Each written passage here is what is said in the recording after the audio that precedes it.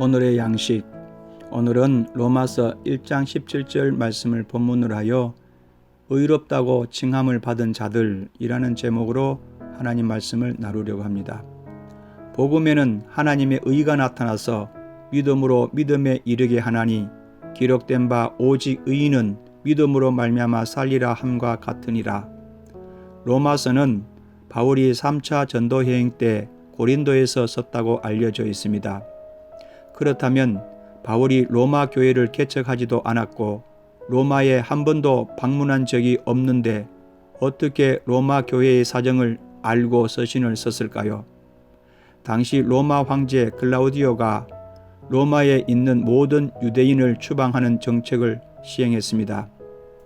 사도행전 18장에 나오는 아굴라와 브리스길라 부부도 이때 추방당하여 고린도에 오게 되었습니다. 그들은 장막 만드는 일을 하고 있었던 바울을 만나 같이 일하면서 동력하게 된 것입니다. 로마 교회는 사도행전 2장 10절에 로마로부터 온 나그네들이 오순절에 예루살렘에서 베드로의 설교를 듣고 큰 은혜를 받고 돌아가서 세운 교회입니다. 그렇게 충만했던 교회가 로마 교회입니다. 그런데 시간이 지나면서 많은 핍박도 있었고 지도해주는 교사나 사도가 없었을 뿐 아니라 설상가상으로 그나마 같이 신앙생활을 하던 유대인 출신 기독교인들이 추방되어 어려운 형편에 처했습니다. 이 소식을 들은 바울은 로마 교회에 복음을 전하여야겠다는 뜨거운 마음을 갖게 되었습니다. 직접 가서 전하기 전에 먼저 기독교의 핵심 교리가 포함된 로마서를 쓰게 된 것입니다.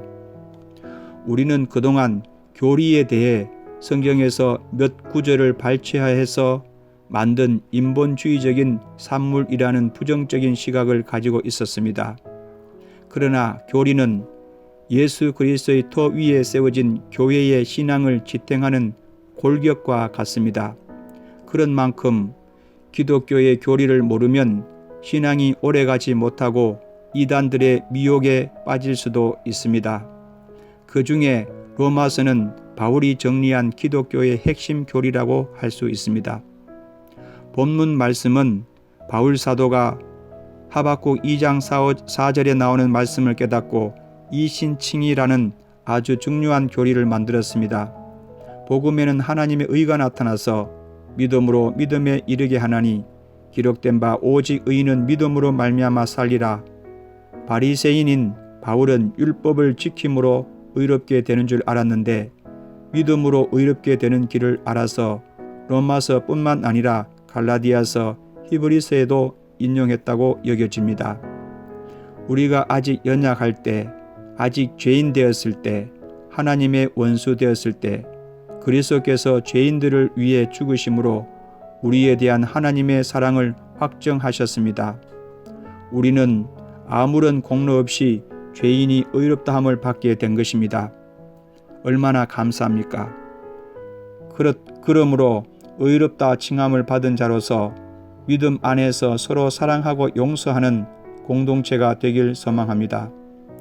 그리고 복음의 빚진 자로 바울처럼 영혼 구령에 힘쓰게 되길 소망합니다. 기도합시다.